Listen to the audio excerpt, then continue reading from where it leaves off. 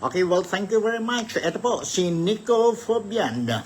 Sa programa niya, Nick Talk, The Real Talk with Nico. And I would like to welcome each and every one of you again dito po sa programa natin for Wednesday, March 5 po. No? March 5 na. And today is a very significant day para sa mga Roman Catholic believers, mga Kristiyano po, no? It's a very, very, very important day para sa mga Kristiyano. Dahil po, today we are celebrating or sabihin natin starting ang puasa ng mga Kristiyano. Ibig sabihin po, ang Lenten season ng mga Kristiyano po starting today with itong sabi natin Ash Wednesday.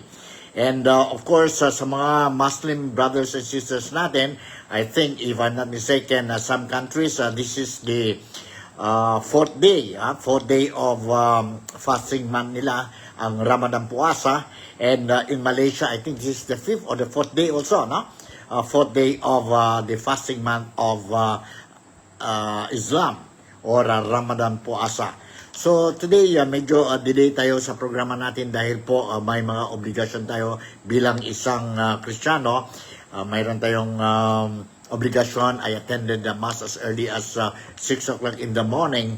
And I noticed that a lot of people, all the churches dito po sa Sabah East Malaysia, particularly dito po sa Kota Kinabalu, I noticed as early as 6 o'clock kasi nag-start mga Eucharistic celebration or masses po at 6 o'clock.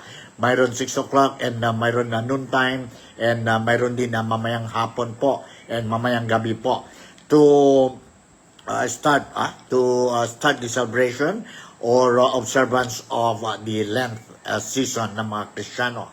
And of course, ang mga kaibigan natin, brothers and sisters natin sa Islam, let us also continue to support them and make things easy for them because they are also doing their 30 days fasting sa month of March po, no?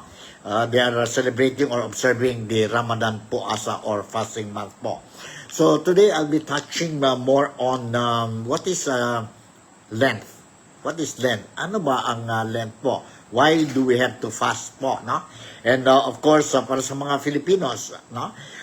Abroad, mga overseas Filipino workers, I would like to extend some information sa inyo po how ang mga Filipinos will be celebrating. Mga Filipinos, those embracing the Roman Catholic or the Christians, Filipinos, no?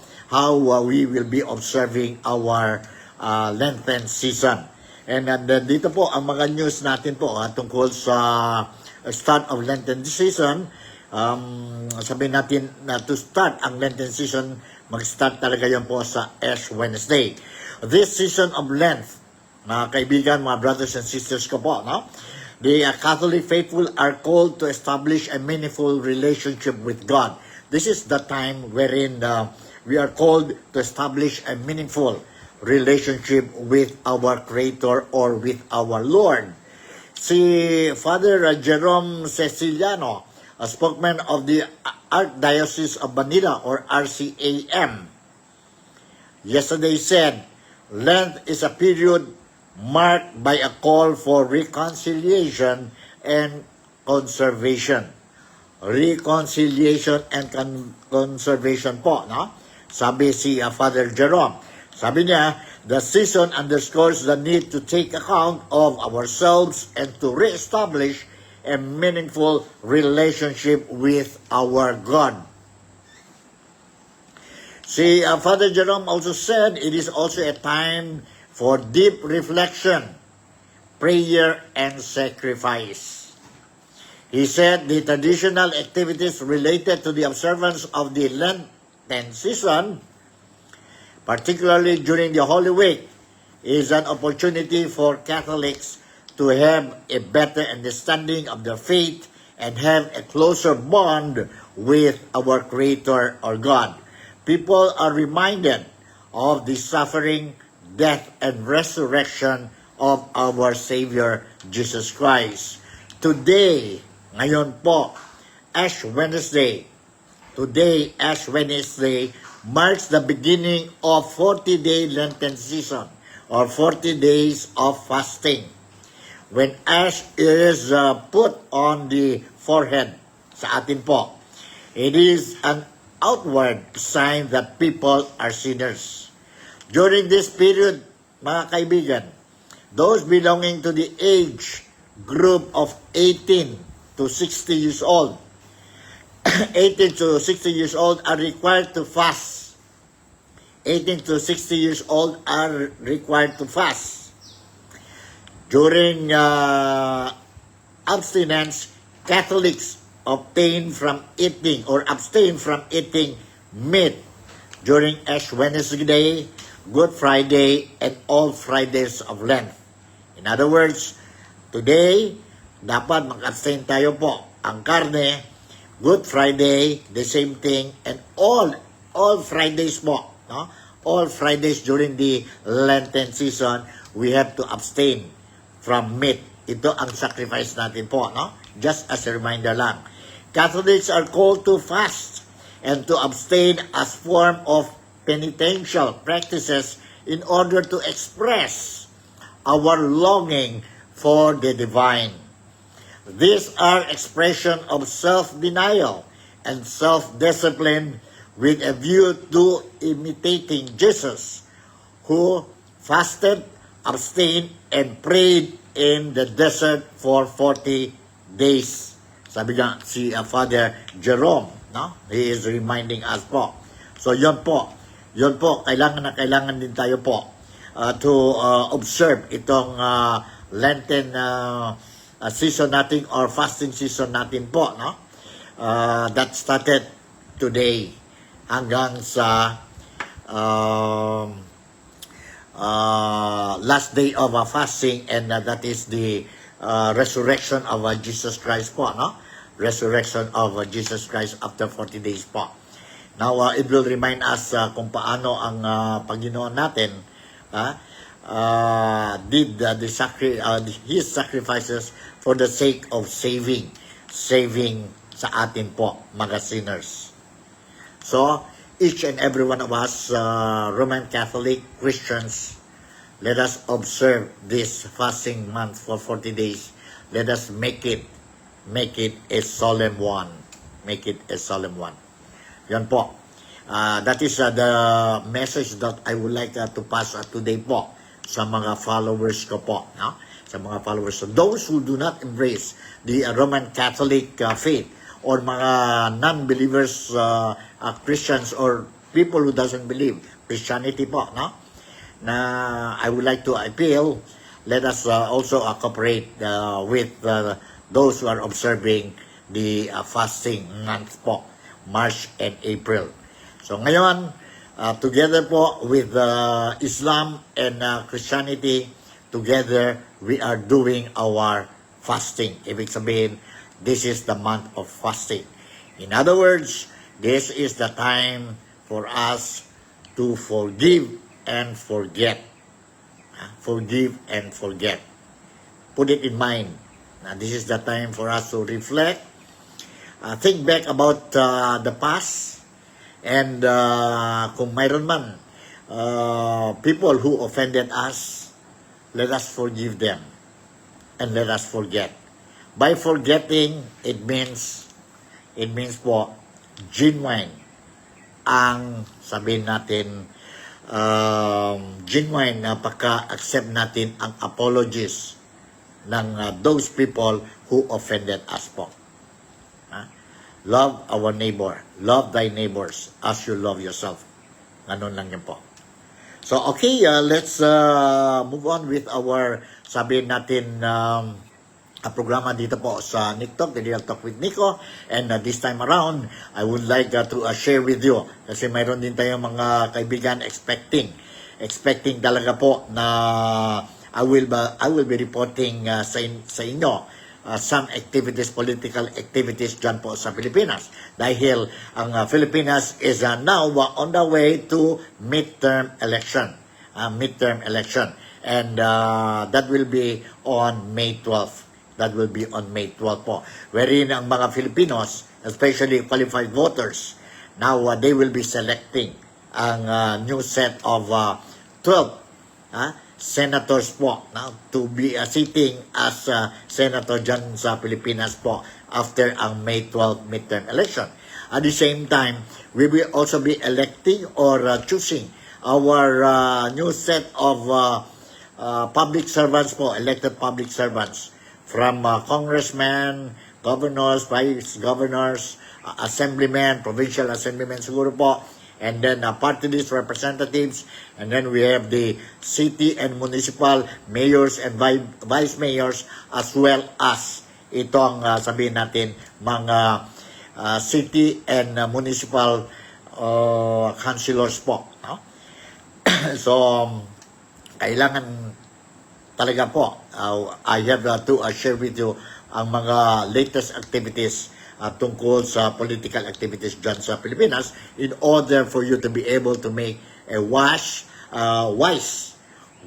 and firm decision po. When you cast your vote, please cast your vote on May 12 according to your conscience. According to your conscience po. So, okay, what happened to ang mga senatorial kandidato natin po, no? Since February 11 hanggang ngayon po, hanggang yesterday, where did they go? Mayroon pa ba mga campaign sorties they did yesterday? And this time, I will share with you what happened to them yesterday po, dyan sa Pilipinas, some of the candidates. Let's listen to this report. Hold on, ha? Una naman ng kampanya nitong weekend, isinusulong niya Hold on, ha? Ito po ang report that I would like to share with you. Nagpa-meet and greet sa Taguig ang pambato ng PDP na si Senator Bato de la Rosa. Iginiit niya ang pag-iwas sa iligal na droga, lalo na sa mga kabataan. Kasama niya rito ang kapartido niyang si Philip Salvador, ang isa pang manok ng PDP na si Attorney Jimmy Bondo. Sa Laguna naman ng kampanya nitong weekend, isinusulong niya na i-digitize ang proseso ng pagpapasa sa mga batas. Nagkasalubong niya naman ang pambato ng administrasyon na si Senator Bong Revilla na nanuyo rin sa Laguna. Sa kampanya niya naman sa Quezon City, nangako si TV host Willie Revillame na tutulungan niya ang lungsod sa kanilang mga proyekto sakaling manalo. Nag-motorcade siya sa kahabaan ng Commonwealth Avenue. Nakasama niya roon si Senator Bongo. Nanindigan si Go na dapat hindi binalik sa National Treasury ang pondo ng PhilHealth. Dapat daw ay ginamit ito para pagandahin ang benepisyong pangkalusugan para sa mga Pinoy. Sa Zamboanga City naman, sinimula ni Luke Espiritu ang kampanya niya sa Mindanao. Dininig niya ang hinaing ng mga residente tungkol sa commercial fishing na nakaapekto na raw sa mga maliliit na mangingisda. Habang si dating Senator Bam Aquino nagtungo sa Cebu City, titiyakin niya raw ang sapat na pondo para mapatupad ang free college law sakaling manalo. Nasa Antipolo Rizal naman si Senator Amy Marcos nitong weekend. Nakipag-zumba siya bilang pakikiisa sa Women's Month. Si Senator Lito Lapid, suportado raw ang suspensyon ng no RFID, no entry policy sa mga tollway. Pag-aaralan daw muna ng Toll Regulatory Board kung paano magkakaroon ng iisang RFID ang lahat ng tollways bago ito ipatupad. Sa kanyang vlog, nagbabala naman si Pangulong Bongbong Marcos sa paglaganap ng fake news. Kakambal ng kampanya ay ang mga intriga at batuhang putik na tinatawag na fake news. Iwas kanan na rin yan. Ang bagong Pilipino ay marurunong kumilatis sa tama at maling impormasyon. Nagbabalita mula sa Frontline, Marian Enriquez. Okay, yan po. Busy-busy pa rin ang mga kandidato natin dyan sa Pilipinas, di ba? Alright, tuloy natin. Okay, this time around, I would like to share with you itong survey po, no? Ang survey carried out dyan sa Pilipinas, I think, if I'm not mistaken, it was on February 15 to 19. Ang survey po by Stratbase. Stratbase po. And this time around, ang survey nila po, hindi dahil sino ang preference nila mga kandidato, no? Sino ang mga kandidato that ang mga voters will support and vote for them during the election. This is a survey wherein ang organizers, they ask ang mga Filipinos ang mga Filipinos, especially ang mga voters, na what is your cry now? Now that we are coming to a midterm election, ano ang mga concern ninyo po? Ang mga concern ninyo po. So, nakita natin po sa survey na karamihan ng mga Pilipino, majority of the Filipinos are now very concerned about food, about job opportunities for them, about security, about the agriculture. Ano nangyari sa bayan natin po? Korupsyon nandyan din. Hindi na kagaya noon, ang concern nila is, of course, I want to hear your platform, your advocacies, but ngayon po, medyo specific na ang mga voters. Mga voters is going very specific. They want to hear sa mga kandidato, okay, what can you do for us? Kasi we need food. We need job. We need security.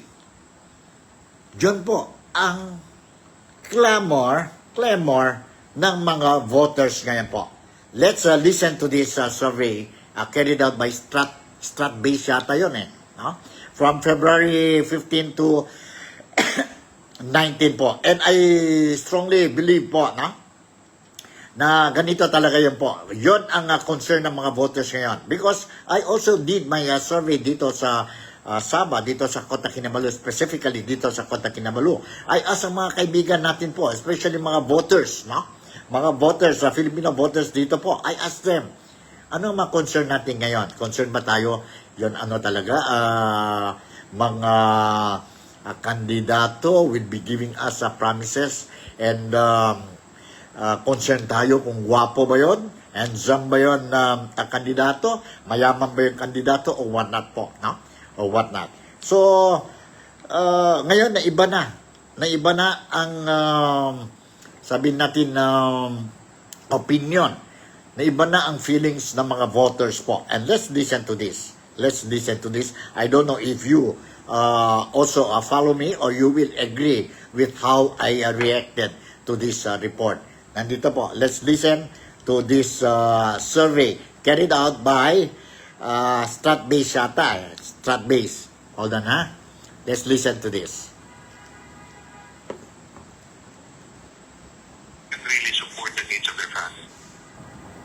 Nandito po.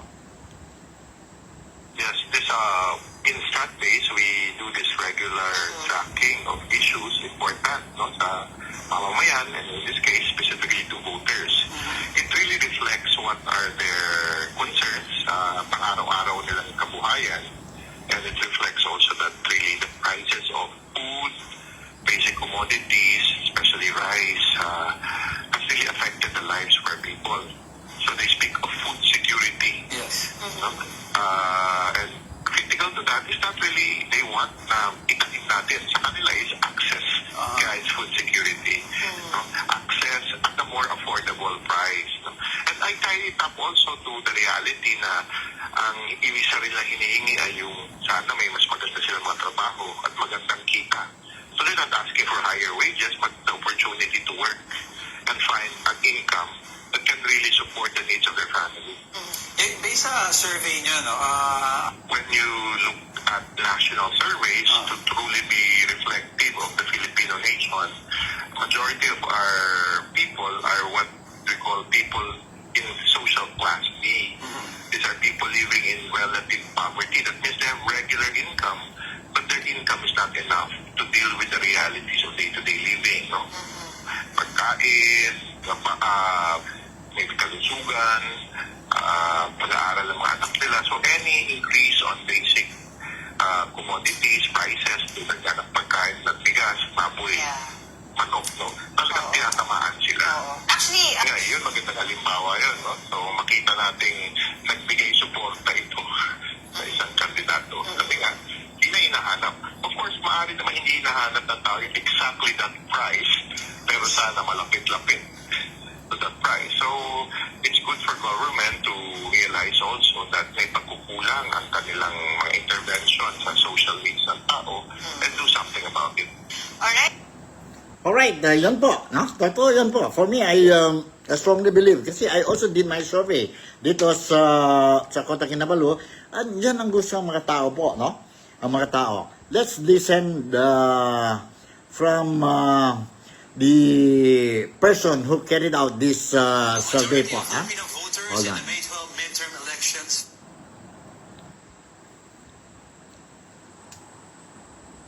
A majority of Filipino voters in the May 12 midterm elections favor candidates advocating for agriculture, food security, and healthcare, according to a social weather station survey commissioned by Stratbase.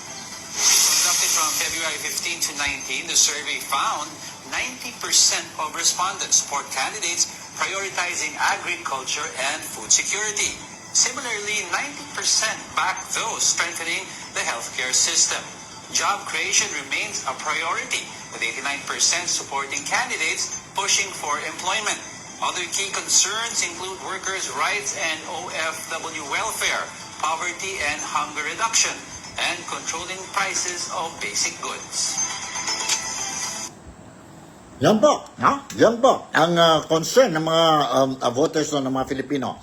Food, job creation, income, steady income, health, and security. Yan po. What the voters would like to hear. See ang mga kandidato po. No? And if they are convinced that this candidate has this, sabihin natin ang mga preferences ng mga voters, no? I think this candidate or whoever will be supported by the voters, Filipino voters po. Shoutout muna tayo kay Mary Lupentojo, who is also watching my program today. Good morning, good afternoon, and good evening to Mary Lupentojo. And as how we say it in Malay, salamat papagi, salamat patang, and salamat malam. Alright? So, yun po. Yun, and ito pa, one more story I would like to share with you. Kasi the other day, I also received message coming from our friends po, no? Dyan sa Pilipinas, as well as dito po sa Sabah. They're asking me, kumusta na daw ang, ang updates tungkol sa mga Tulfo. Mga Tulfo. Yung disqualification case nila po. So, I will read to you this report, a news report po from Comelec. From Comelec. Okay, nandito po. Listen carefully to those who requested to have some updates. Updates regarding the, sabihin natin, ang disqualification case against mga Tulfo siblings. Ang title ng news article is Comelec Junks Disqualification Complaint versus Tulfos. Versus Tulfos. Today, ito po sa mga dyaryo dyan sa Pilipinas. Ito po, let me read you. On a technicality, the Commission on Election, or COMELEC, dismissed yesterday the disqualification case against senatorial candidate Erwin Tulfo and 4 other members of the family who are running in the May midterm election. In a 6-page decision, the COMELEC First Division ruled that the petitioner, Virgilio Garcia, failed to submit copies of the respondent certificates of candidacy or COCs, which are essential for verifying his allegations. After a judicious review of the petition, the Commission finds the petitioner failed to comply with the requirement imposed by COMELEC. The decision read, the ruling emphasized that the non-compliance with these mandatory requirements warrants the dismissal of the petition.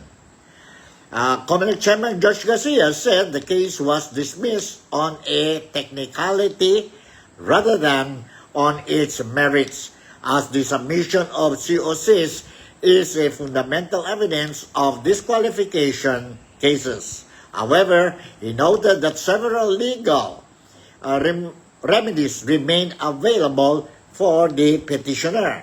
The decision of the division may be subjected to a motion of reconsideration before the MBank. There is a possibility that once it reaches the amendment, it may be decided on its merit, he said in Filipino. If the motion of reconsideration meets the required form, the Commission may assume jurisdiction, require additional submissions from the petitioner, call a hearing, or resolve the case outright, he added. So, ito po ang latest updates ang disqualification case sa mga Tulfos po, no? Si Erwin Tulfo, Ben Tulfo, ang kapatid niya babae, and then si Rafi Tulfo. So yun po, disqualify ang disqualified na po ang kaso nila po, no? Ang kaso nila for technicality reason. So sige, yan po ang and of course klarong-klaro na po earlier ang COMELEC was saying na nandun ang pangalan nila, mga Tulfo sa election, sa mga balota, and their votes will be counted. Okay, lastly, I would like to share with you itong report. Itong report, yes, I agree, but there are also things there sa report nila po, no? Special report ito, feature story report ito po by a reporter dyan po sa Pilipinas. Now, I disagree on what they are saying or what she was saying in the report about Malaysia. It is not true po. And this is for this reason that I would like to raise this or play this video clip report nila po about backdoor Filipinos coming to Sabah. I think mabuti pa po we make it very clear sa mga viewers, sa mga those who will watch this video clips, no? Diyan sa social media po, no? I want to make it very clear para wala tayong problema between Philippines and Malaysia po, no? Kasi karamihan na po, ang dami mga some people they thought itong mga allegations, no, against Malaysia na totoo yun po.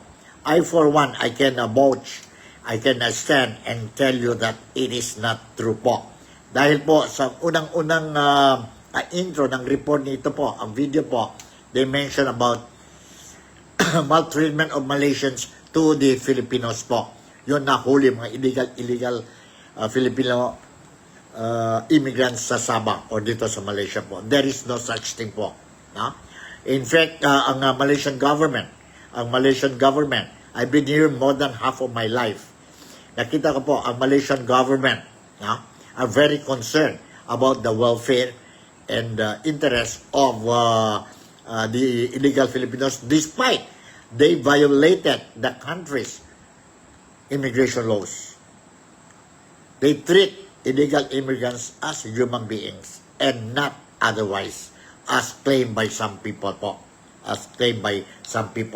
So yun po, ang purpose ko talaga po, why I want to play this thing, because I want to change itong concept, no? That some people are trying to put in the minds of the Filipinos na ang Malaysia is maltreating itong mga Filipino illegal immigrants dito po sa Sabah. It is not true. Once again, I would say it is not true. I know because nandito ako po more than half of my life. I am a Filipino. I'm not, sabihin natin, defending ang Malaysia. I'm just telling the truth. Telling the truth po. Sometimes when you interview itong mga illegal immigrants, and it happened po how many times, when I covered deportation exercises from Sabah to the Philippines, I noticed that itong mga I cannot blame them siguro, no? Mga returnees natin po, once they're already in Zamboanga City, when they are being interviewed by the local media as well as the local authorities, they tend to exaggerate po, no? Para makuha sila ang simpatiya, the sympathy of the local authorities dyan po sa Pilipinas. Anyway, okay, I'll share with you this thing po. this video. Hold on, ha? Nandito po. Ang title nila is Backdoor. Dyan po sa Tawi-Tawi. I don't know kailan ito they did this video feature story po. But some figures is wrong. Hindi 1,000, hindi 2,000 ang pamasahe po. Sa ngayon po, mas lalo lang, mas mataas na po. Mas mataas na. Okay, let me share with you itong report po. Hold on. Tawid papuntang Malaysia.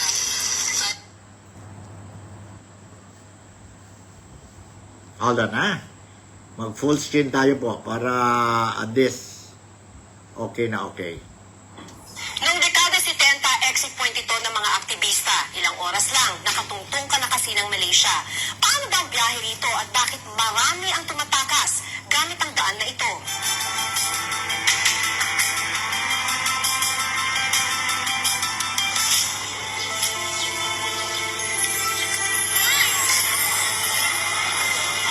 Binugbog, di pinakain, trinatong parang hayop. Naghigpit kasi ang Malaysia sa mga iligal na manggagawa sa Sabah. Yan po, binugbog, hindi pinakain. That is the thing that I want to correct. Hindi yon totoo po. It is not true. See? It is not true. That is the reason why I want to play this video po. Binugbog, binugbog, at hindi pinakain. That is really wrong. You listen again po.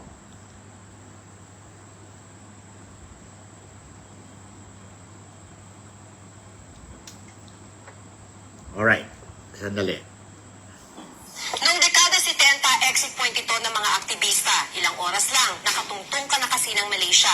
Paano ba ang biyahe rito at bakit marami ang tumatakas gamit ang daan na ito?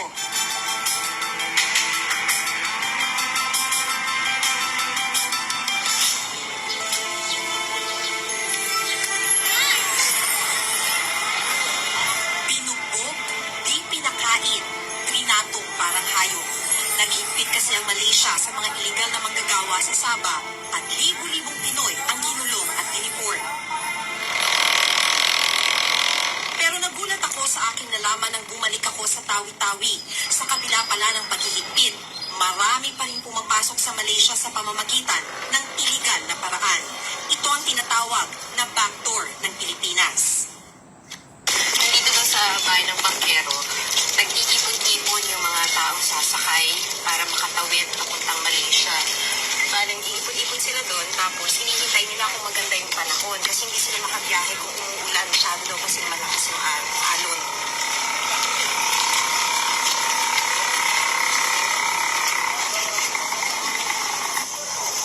Nang umaga po. Sa loob ng bahay, inabutan ko ang mga naiinip ng mga Pinoy na pupuslit patungong Malaysia. 5 araw na silang naghihintay sa pag-alis ng bangka. Habang nakatenga sila rito, sagot ng bangkero na si Khalid ang kanilang tulugan at pagkain. 30 pasahero ang kailangan para sulit ang gastos niya, pambili ng gas at para kumita na rin. 15 taon na niya itong negosyo. Yung mga passenger taga Philippines ay nagiging silang tulong sa akin. Tapos walang masakayan, kaya dito nila. Kahit yung mga ang pasahin nila di mabot na 1,000, dalay nila. 2,000 piso bawat pasahero ang kanyang singil. Libre ang mga bata. Traidor na nga ang dagat. Kailangan pang makipagpatintero sa Malaysian Border Patrol para di mahuli. At kapag sila'y minalas, sa rehas muna ang bagsak nila bago sila pauwiin ng Pilipinas. Ilang beses na pong nahuli yung bangkanin niyo? Bali, Ilang beses. hindi na isa uli yun. Nuli nila na. Mula Bungaw sa Tawi-Tawi, 7 oras na biyahe lang, Sabah na. Tawi-Tawi ang probinsyang pinakamalapit sa Sabah. Lahat ng mga pasahero, walang papeles. Ito ang biyahe na backdoor. Hindi na dumaraan sa immigration at customs. At ang mga nagtatagumpay, illegal alien ang status. Alam niyo po bawal. Bawal, mag-ulam ng bawal. Bawal, alam namin bawal yun. Kaya palagi naman ako nahuhuli. Aminado si Khalid, delikado ang biyahe. Nung hapon na yon, naka-schedule ang pag-alis ng bangka. Nihintay na lang nila yung oras nung pag-alis ng lansya, mga 2:00 daw ng hapon. Tutulak na para makatawid na papunta ng Sabah. Kailangan daw mga 2:00 yung alis para tamang-tama. Gabi, nandun na sila sa may Sabah. Kanang problema kung dumating ka dito. Taga-Basilan si Gerald. Mas okay daw ang backdoor kasi mas mura. Kung maraming itang pera, walang problema kahit mahal. Legal naman yan. Okay naman lang yan kung maraming pera tumakbang. Sa ngayon, kung walang pera, hindi kita pwede makasama sa legal. Ang mag-asawang ito, 10 taon nang naninirahan sa Sabah nang ma-deport kailan lang. Sa Sabah ay pinanganak ang 3 nilang anak. Wala na silang kamag-anak dito sa Pilipinas. Kaya nang ma-deport, naghirap na sila sa kulungan sa Sabah. Naghirap uli sila pagbalik sa Pilipinas. Kung walang magbibigay sa amin, wala naman pagkain. Hindi kayo nakain. Hindi. Simple lang naman ang gusto ng mag-asawa. Magkatrabaho para mapakain ng mga anak. Sa Sabah raw noon, kumikita silang mag-asawa ng 18 ringgit o 266 pesos kada araw sa trabaho nila sa construction. 100 ringgit lang naman daw o 1,478 pesos ang kailangan nila para pangkain ng buong pamilya sa isang buwan. Pero wala naman ang kanyang mga kwarta naman dito. Doon sa Sabah mayroon. Kaya kahit mahuli silang uli ng Malaysian Police, at kahit delikado raw ang biyahe, lalo pat bitbit nila ang 3 nilang anak, babalik sila ng Sabah. Marami ko takot para sa mga anak mo sa Meron naman ng Diyos, ma'am. Diyos naman ang magtutulungan sa amin. Balak ding magtrabaho sa Sabah ni Gemela. Biyahe siya kahit 7 buwang buntis. Pero di lang trabaho ang hanap ni Gemela sa Sabah. Hahanapin din niya ang ina na 11 taon na niyang di nakikita. Nang maghiwalay raw kasi ang kanyang mga magulang, inuwi siya ng kanyang ama sa hulong. Kasi po, hindi ko na, matagal ko na pong binukit ang nanay ko. Gusto ko na lang po siyang makasama. Iba't iba man ang kanilang kwento, isa ang tinutuntun. Mas disenteng buhay na di mahanap sa sariling bayan.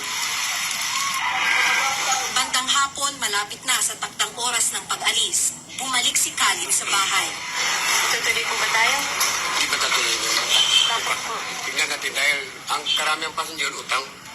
Yun. Na paano tayo magtuloy natin, walang pangbiling gasolina. Yun. Dahil ang kuhan namin, kung may passenger, yun ang bili kami gasolina. Trabaho na silang bayad sa akin. Bukas, mag-aabang muna sila sa pier ng iba pang gustong tumawid papuntang Sabah. May parating kasing barko galing sa Zamboanga. Kung may dagdag daw na pasahero, baka sakaling makapag-ipon ng perang pambili ng gas. Ang mga pasahero walang magawa. Lumipas na naman ang isa pang araw ng paghihintay na makarating ng Sabah.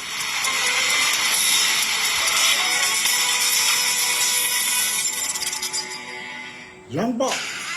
Yan po ang report.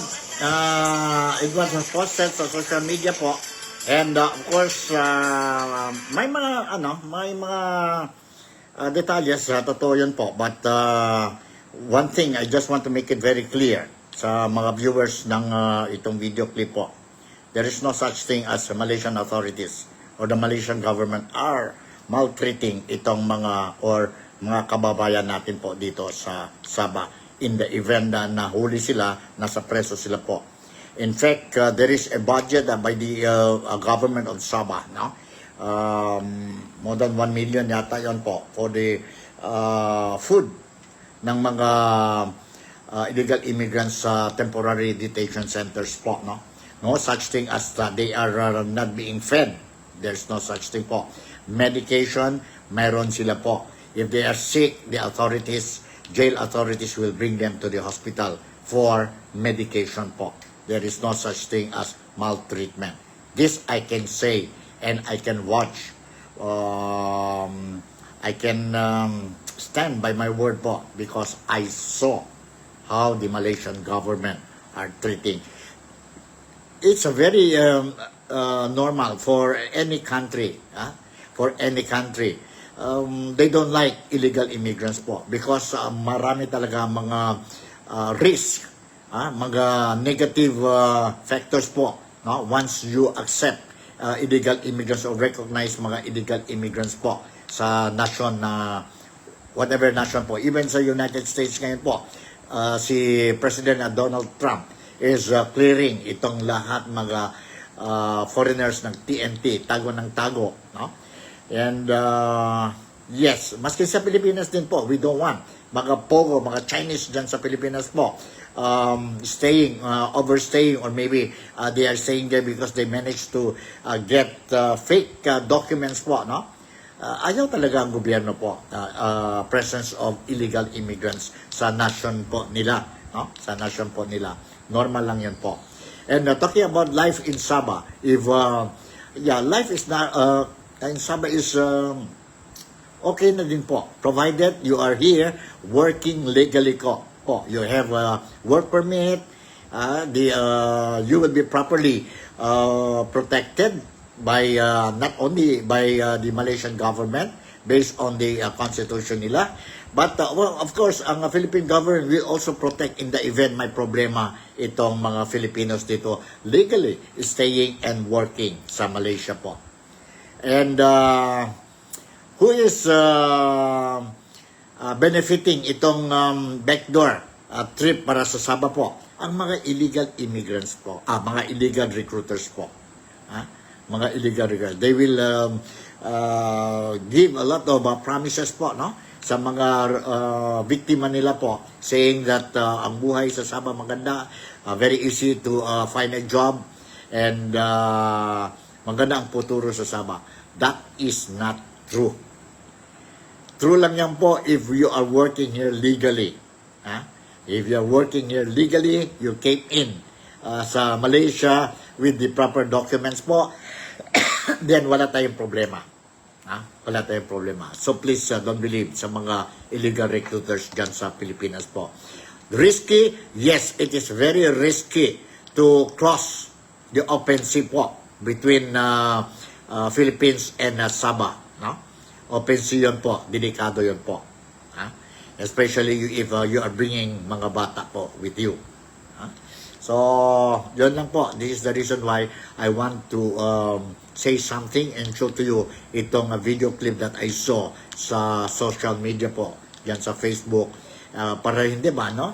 You have to protect also ang sabihin natin good relationship, bilateral relationship between the Philippines and sabihin natin ang Malaysia po. No? Ang Malaysia. We are neighbors. And let us not allow anybody who will try to tarnish or destroy the image or the friendship, good relationship between Malaysia and the Philippines. Kailangan ang Malaysia sa mga Filipinos. In fact, they welcome ang mga Filipinos to come down to Sabah or any part in Malaysia to work because they believe hardworking ang mga Filipinos in terms of communication, wala tayong problema. No?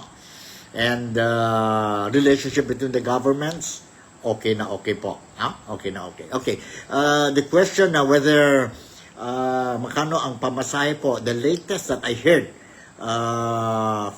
illegal recruiters are recruiting or asking fees sa mga biktima nila is some 5,000 and even more than 10,000 each. Hindi po 1,000 or 2,000 po. Noon pa yun po. Ngayon, mahal na. Totoo naman yun po.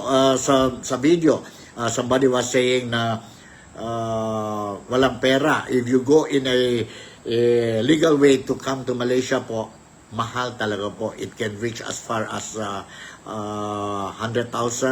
some 200,000 pesos po. No?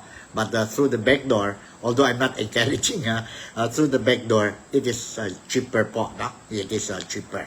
So, ganon yan po. And that's the reason why I want to clear these things.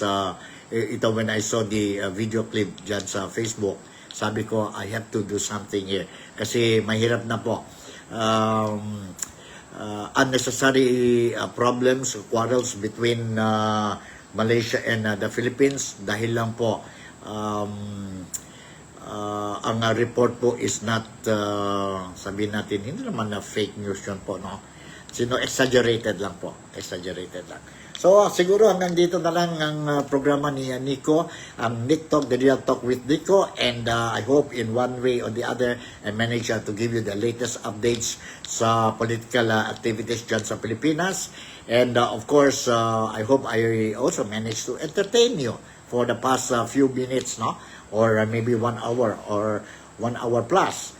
So, hanggang dito na lang si Nico Fabian. And once again, si Nico Fabian would like to say thank you very much for making me a part of your day today. Malaysia, Sabah, the Philippines. God bless us all. I love you. And see you tomorrow. Bye.